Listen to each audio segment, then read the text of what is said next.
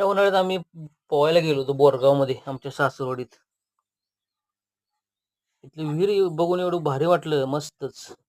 पाणी तर एवढं स्वच्छ होतं.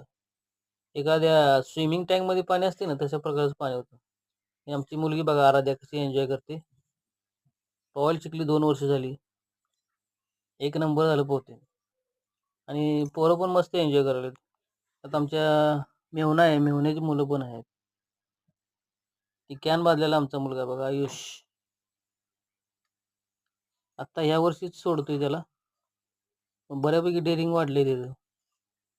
पाठीमागं लहान आहे तो मेहुण्याचा मुलगा आहे. तिकडं साईडला उभा आहे ती मुलगी आहे मेहुण्याची. शौर्य, शर्वरी. बघा आमची आराध्या बघा कशी उलटं पोहते. मला सुद्धा येत नाही असं पोहायला. तिच्याकडनं शिकावं म्हणतोय आता मी पोहायला तसं. बघा मला थोडं थोडंच येते पोहायला. एवढंच शिकलोय मी. आता ते बाकीचं ते आमच्या मुलगीकडनं शिकून घेणार आहे. कसं पोहायचं, काय करायचं ते. बघा ती आमची मेहुण्याची मुलगी आली बघा, शर्वरी. पाठीमागनं येते ती आमचा मेहुणा आहे.